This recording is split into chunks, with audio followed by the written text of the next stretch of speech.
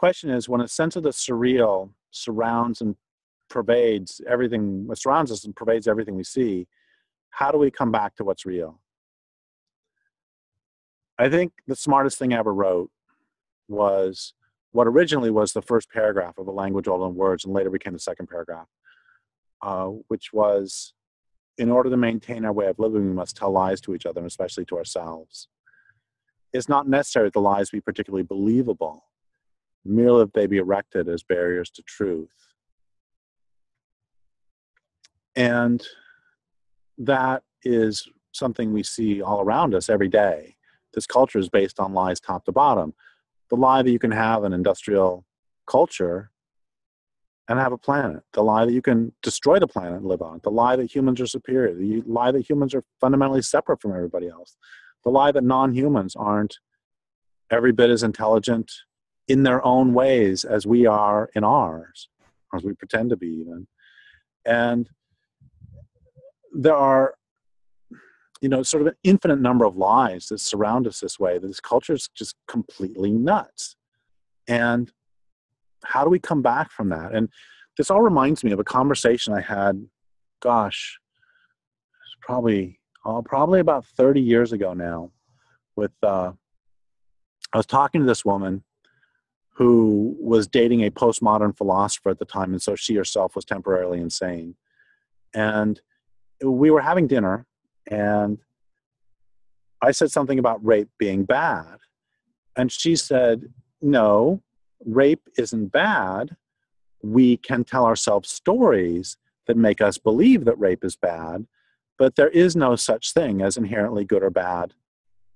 Nothing is inherently good or bad. There are only the stories that we tell ourselves about it. Like I said, she was dating a postmodern philosopher, and so she was completely nuts. But I didn't have an answer to that because I was just kind of stunned at how ridiculous it was. And then later I read some Charlene Spretnak, who really deconstructed that for me in a very, very good way. And then I talked to this woman again, and I said, I have the answer to this question of whether something is good or bad. And she asked what it was.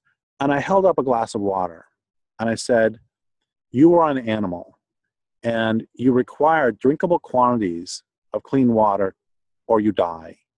So we can say that drinkable quantities of clean water are good. And we can say that poisoning water is bad. And we can build our entire morality from that. And my point on all this is that we are embodied creatures who need habitat, and who need clean water, and who need clean air, and who need edible food. The other day I was having a conversation with somebody about postmodernism, and I pointed out that postmodernists may believe that what they think is more important than what's real, but I guarantee that if you put a bag over their head, a plastic bag over their head, and tied it at their neck, they would quickly come to the understanding that air is more important than philosophy. And likewise about industrial civilization and its products, people really love their computers, their iPads, their cell phones. But I guarantee that if you put them in a room with a cell phone and no water, in 3 or 4 days, or maybe 2 or 3 days, they would be recognizing that water is more important than cell phones. And if you put them in a room with no food, you see where this is going. Give them 60 days, and they would think that food is more important than a laptop. And so how do we come back to how do we reground ourselves in this culture of lies? One of the things I do is I go outside, and I remember that this is what's real. And I don't know if you can hear it in the background. It's not singing right now, but there are Swainson's thrushes that were singing a little while ago, and there are mosquitoes flying around. That's what's real. And I have a body that is my only home, and that is what's real. You know, we get confused as to, you know, what level we are on the computer game that we were playing, or we get lost in a novel or a movie. But what we come back to always, or what we have to come back to, is that we are embodied, because that's what we are. And I think understanding that we are embodied creatures who require clean water, who require clean air, who require habitat,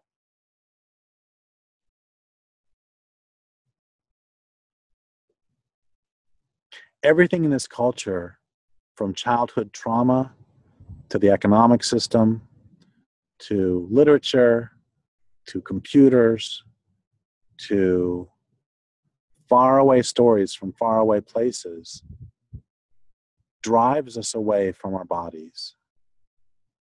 And for me, the beginning of any morality is the fact that we are, once again, embodied, requiring food, water, air. And you can derive an entire morality from that point. And if somebody wants to know what is absolutely central to all of my work, to every bit of my work, it is that we are embodied creatures who have embodied requirements. How do we get back to that? I mean, that's where we need to get back to at every moment, to remind ourselves, to remember what the culture takes us away from. How do we do that? Well, this takes us back to, I mean, this is what I've been writing about for 20-some books. How do we do it?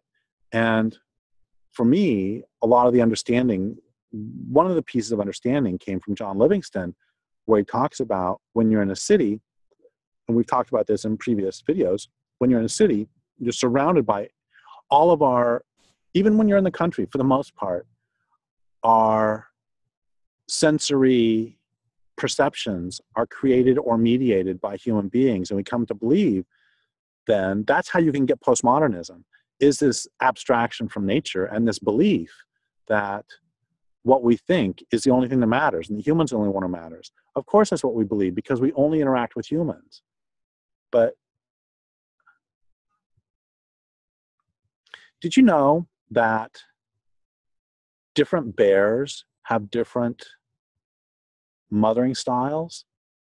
And did you know that different bears have different food preferences? I have seen bears who can't stand citrus. And I have seen bears who adore oranges. And this should not surprise any of us, because why would we think? I can't stand wrinkly nuts. I don't like walnuts. I'm not a huge fan of any nuts that are wrinkly. I don't know why. Other people love them. I'm not a big fan of, I like the taste of coconut, but I can't stand the texture.